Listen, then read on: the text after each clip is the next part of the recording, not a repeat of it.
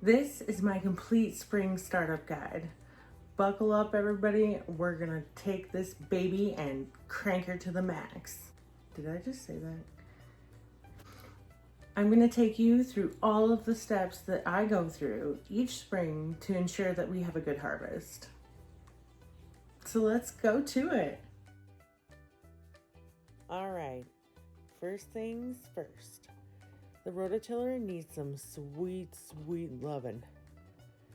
I'll start by cutting off all of this dead grass and twine and whatnot off of the tiller blades.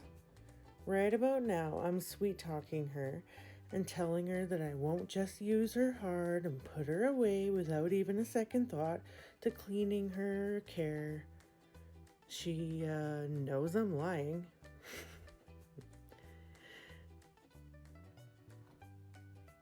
I'll change the oil that even makes me cringe. Oh, sorry about that, Tilly baby.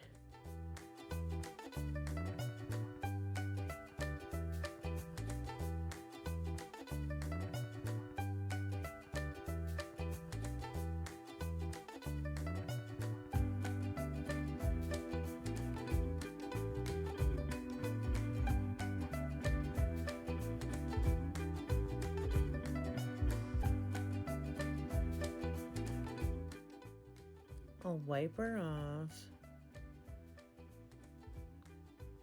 And then don't forget to put the plug back in. And I swear, if you guys start with the "that's what she said" jokes,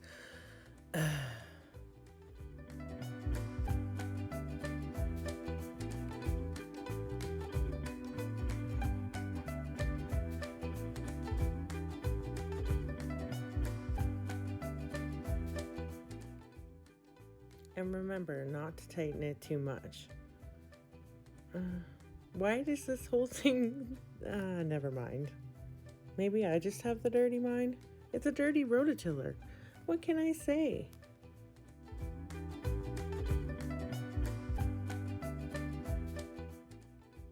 So now I'm going to put the clean oil in. Of course, if I can figure out how.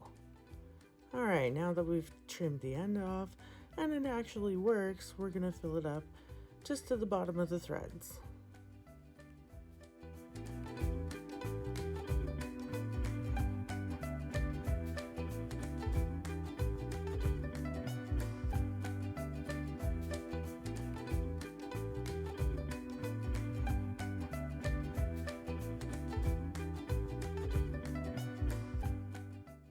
And of course, we're going to knock all of the dust out of her air filter.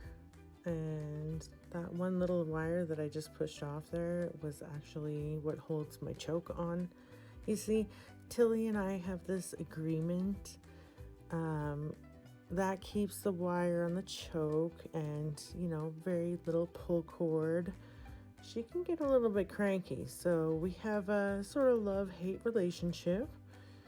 I love her because she keeps going, and I also hate her because she keeps going.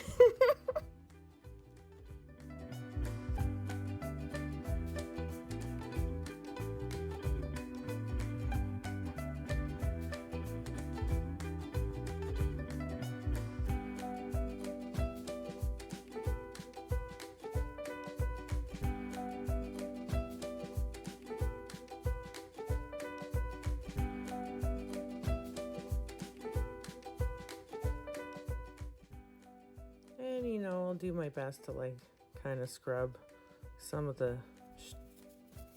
Well, you know, I better treat her better. One day she's just gonna be gone, like, up and had enough of my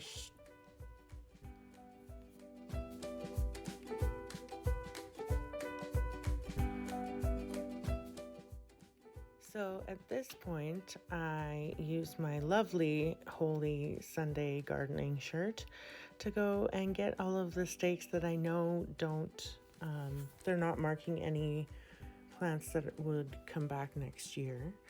All of my chives are over there on the right-hand corner. And so I'm just kind of cleaning up the garden before I go in. There are large pieces of bark in here. The soil requires it. For the composition of the soil is, I think it's too acidic, and adding, or is it too basic? Now I have to go look. It's either one of those. So, after we've done our cleanup, this is where you guys get the pure enjoyment of watching me do hours of work in very little time. I just mulch everything right into there to get the soil nice and aerated so that we have very soft soil that the roots can go and find their way through and get all those awesome nutrients.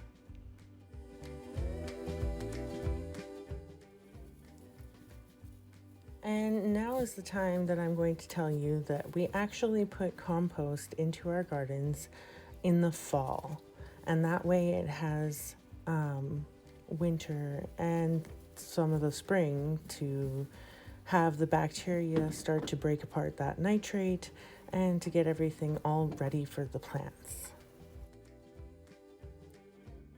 And so I begin crossing the lands on my far, adventurous, awesome journey to the next garden to rototill.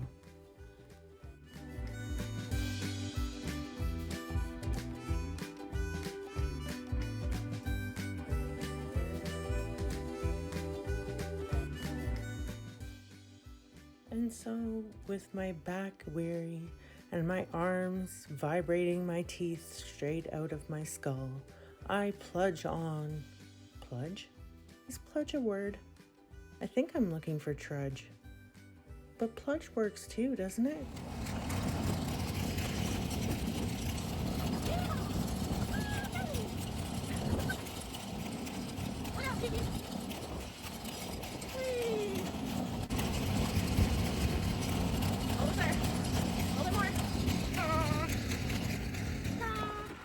I can just tell that I'm gonna be so windburned after today. It's ridiculous. Ew.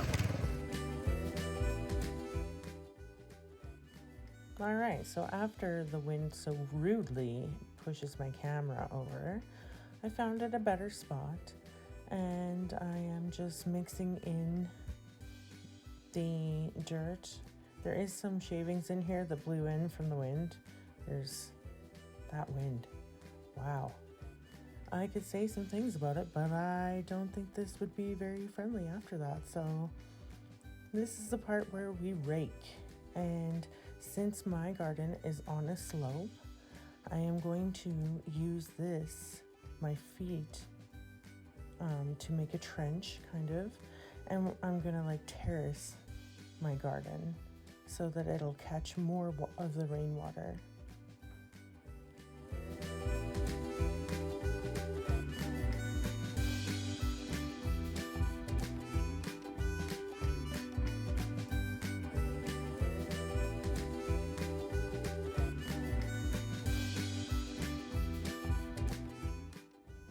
And so, as it's still really early in the season here, I am going to be planting peas that will grow up the fence.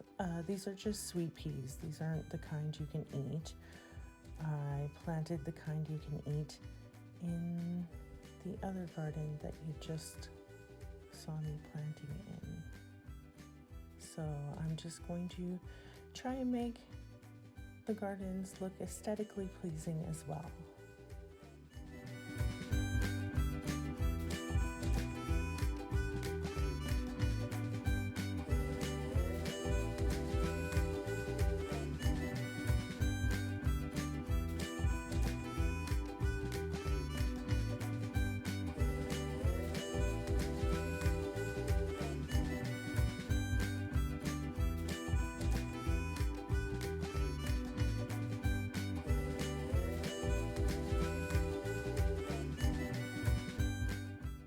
So we do such a large volume of compost that we make compost pallet containers, and then we're able to just take a side off of that, and we build new ones and turn it into the new one.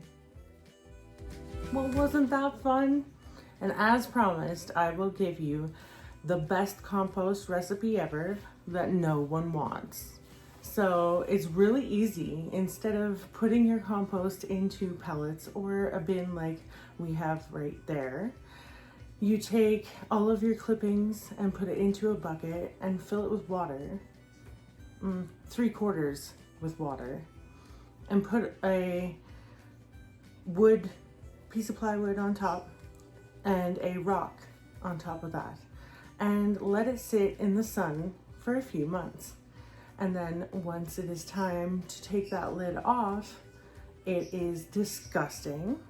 It looks like black death. It looks like gross, gooey, syrupy, like, it's nasty. And it smells even nastier, okay? Just take my word for it. I don't have any going right now.